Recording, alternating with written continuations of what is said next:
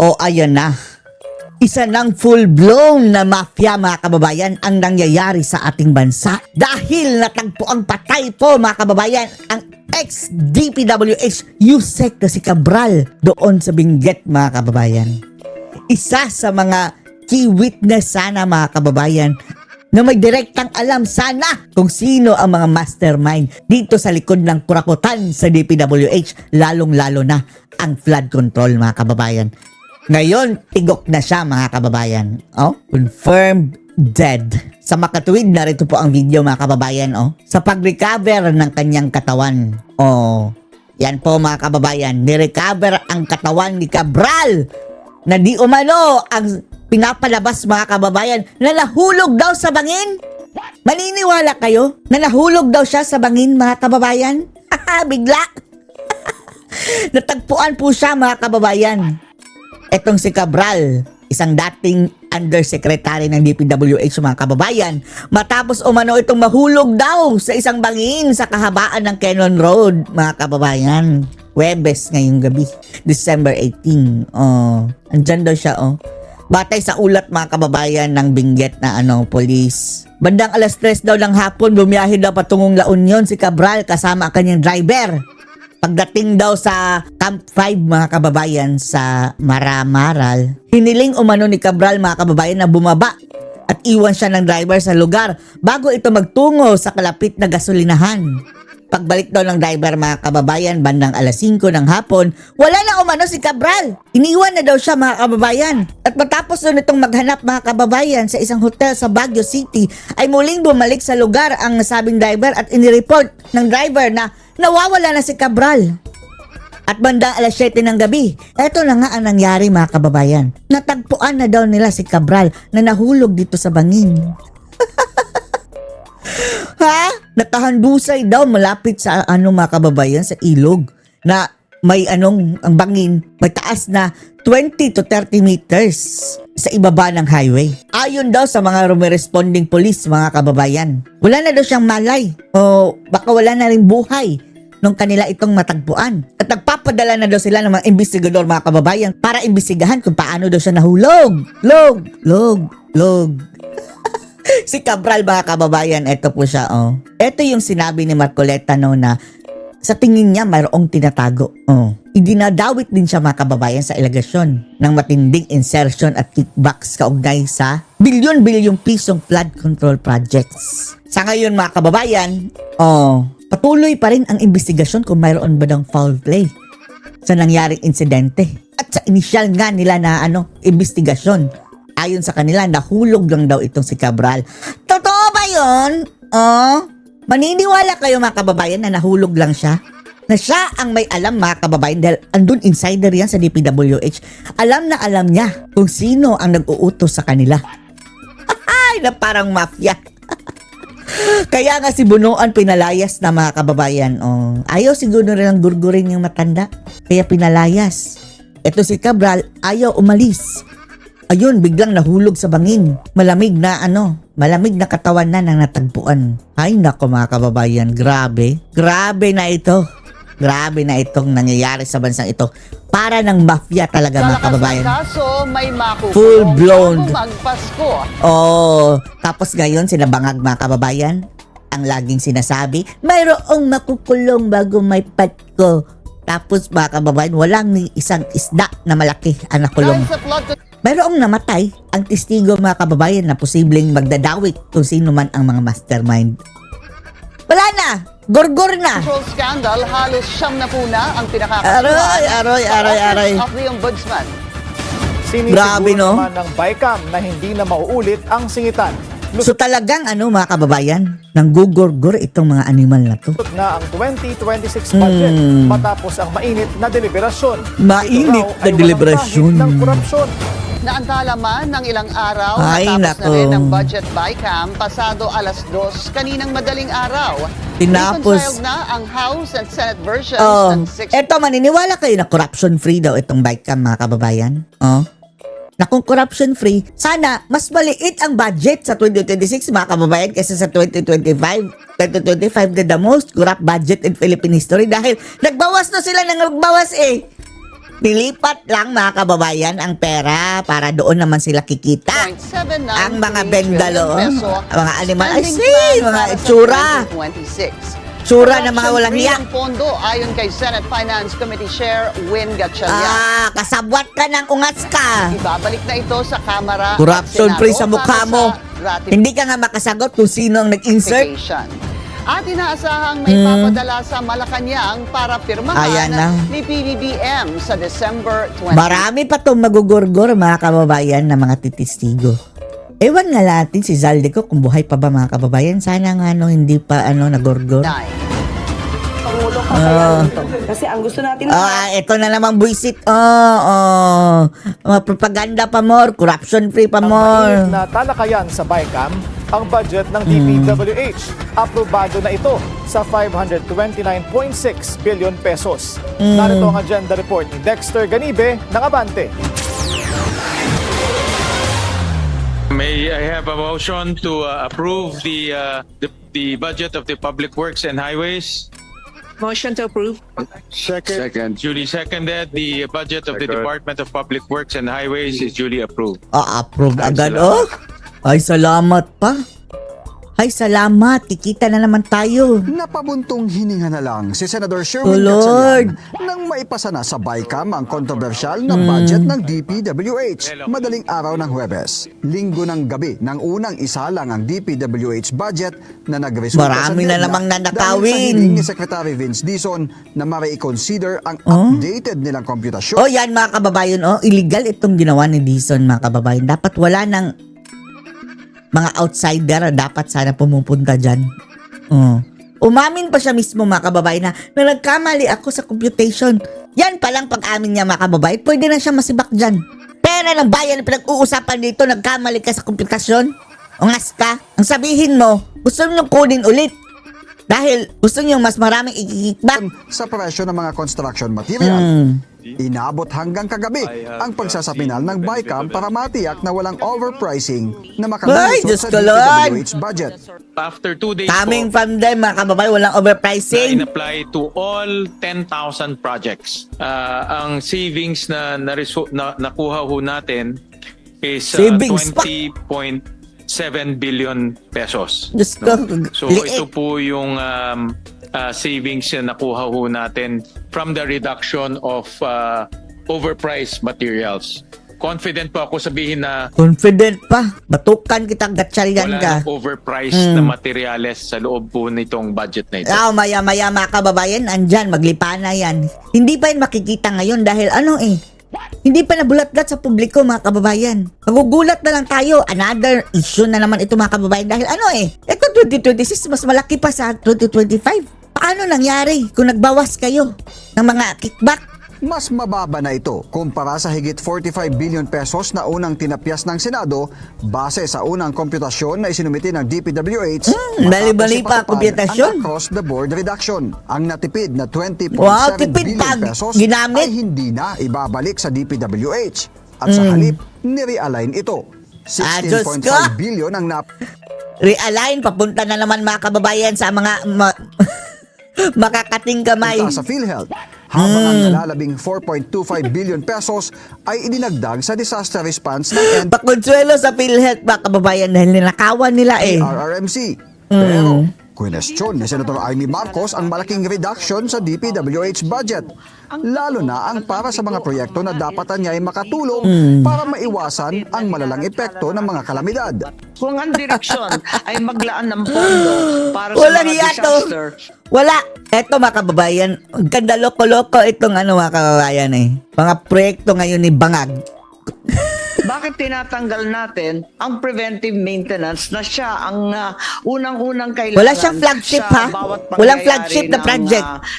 ng kalamidad. Pagtitiyak naman ni Senator Sherwin, kahit inalis ang lahat ng 255 billion na pondo para sa flood control project sa 2026 budget, mayroon pa naman anyang 300 billion pesos na flood control budget na hindi pa nagagastos noong 2024 at ngayong 2025 na maaring gamitin ng DPWH sa susunod na taon. Ang problema dyan mayroon lang pinaglaanan yan ng mga buhaya mga kababayan. I-review yan. Tingnan natin mga kababayan. Siguradong overpriced yan mga kababayan. At bakit excess.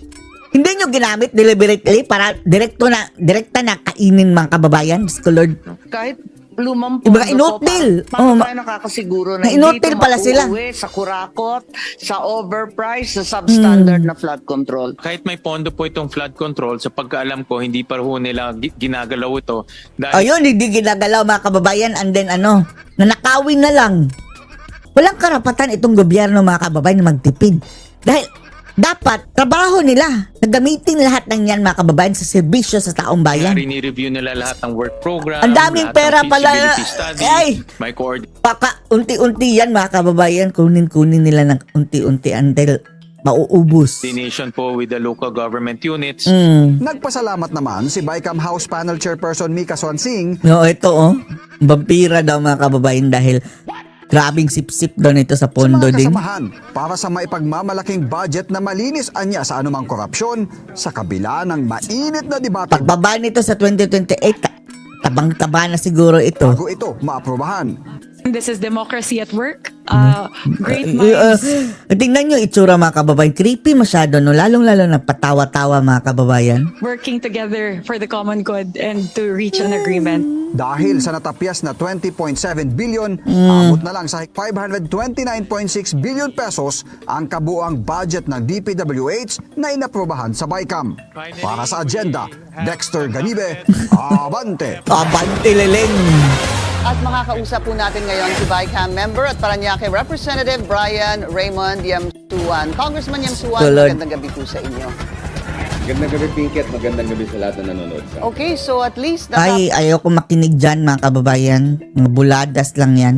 O dito tayo. may makukulong bago mag May makukulong pero mayroon ding maa-absolto mga kababayan dahil yung isang witness, gurgur na mga kababayan. dahil sa flood control scandal. Yan ang muling sinisiguro ni DPWH Secretary Vince Dizon. Si Bunoan, ewan lang natin mga kababayan kung babalik pa yan. Baka, wag naman sana. Baka ipatumba din yan. O baka bigla mahulog din sa bangin mga kababayan. Dose-dosena na kasi ang pinakakasuhan sa ombudsman, kabilang ang mga malalaking pangalan. Ang malalaking Ang detalye sa agenda pangalan. report ni Ryan Reloban ng Abante.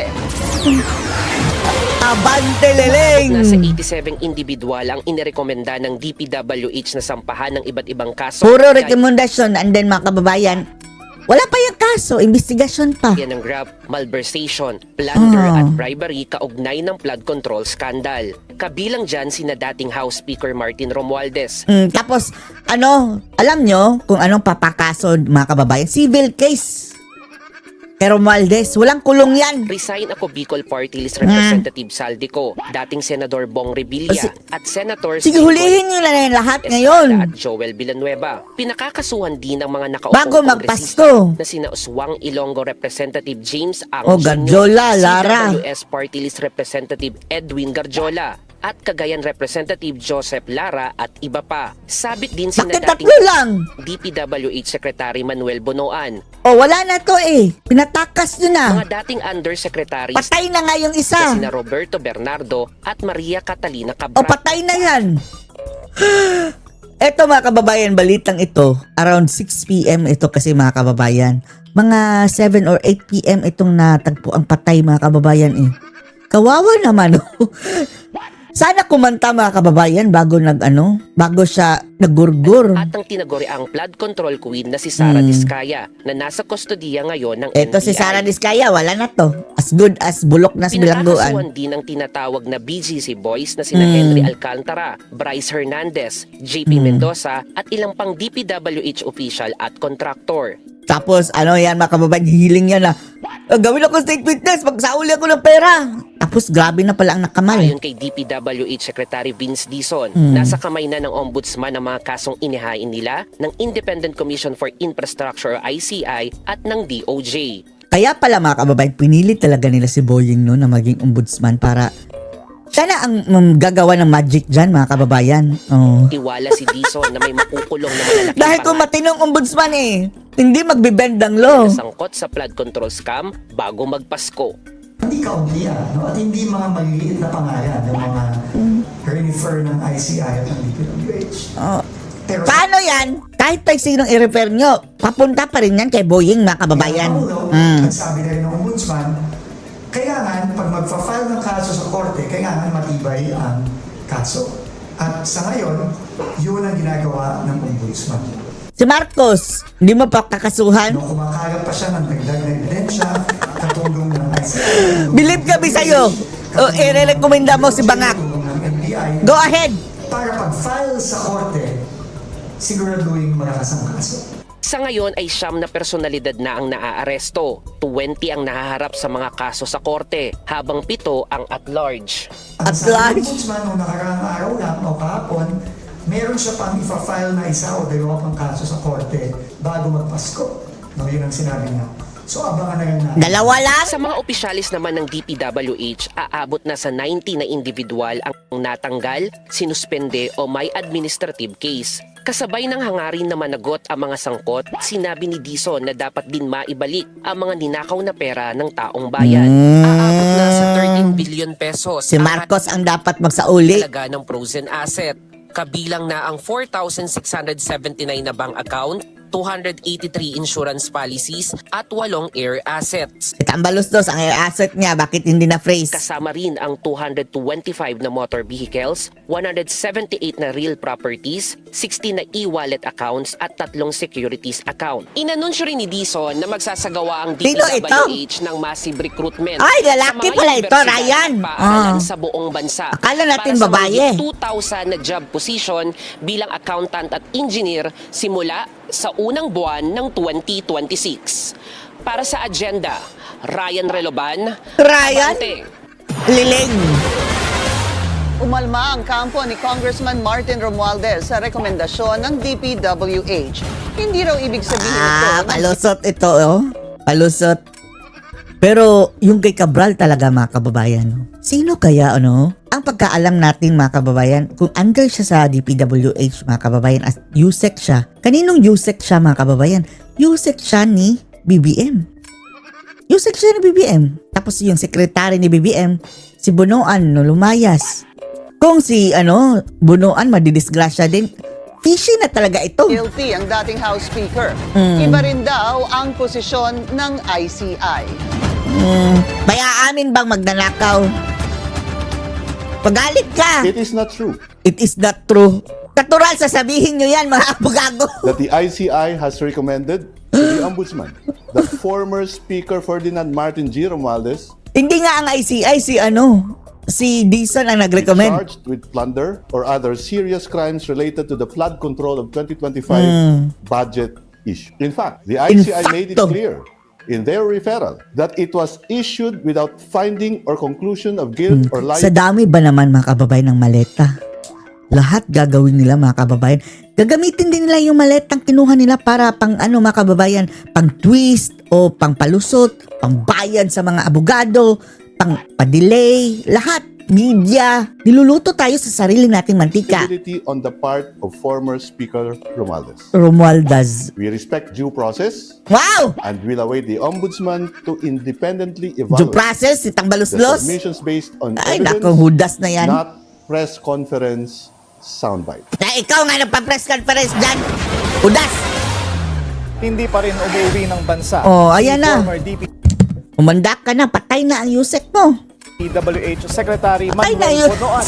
Ayon sa Bureau of Immigration, wala pa itong record na nakabalik na si Bonoan Kung mula ako sa'yo, Bunoan, kumanta ka na lang. Kumanta ka na lang. Eto, mga kababayan, baka ibahin nila ang taktika nito. Baka sasakit na naman. Yung isa, nahulog daw sa bangin. Estados Unidos, kung saan sinamahan daw niya ang kanyang asawa. Sana, para may sa video isang yun. medical Pero procedure. sana may affidavit si, bago nahulog sa bangin daw, di umano. Di umano. November 11 nang umalis si Bonoan, nakasama sa immigration watch list dahil sa pagkakasampot niya sa Huwag kang flood control pakumpiyansa, scandal. Bonoan. Baka December bigla kang 7, mahulog dapat dyan. ang kanyang uwi. Ay, nako. Pinaiimbestigahan sa ombudsman ang presidente ng Manila SK Federation. Anong masasabi nyo dito, mga kababayan, sa mga kabalastugan na naman? Na parang naging mafia na tayo, mga kababayan. Dahil mayroon nang nagugurgur na supposedly may alam, mga kababayan, sa kurakutan sa ating bayan. Anong masasabi nyo dito? Post your comments below.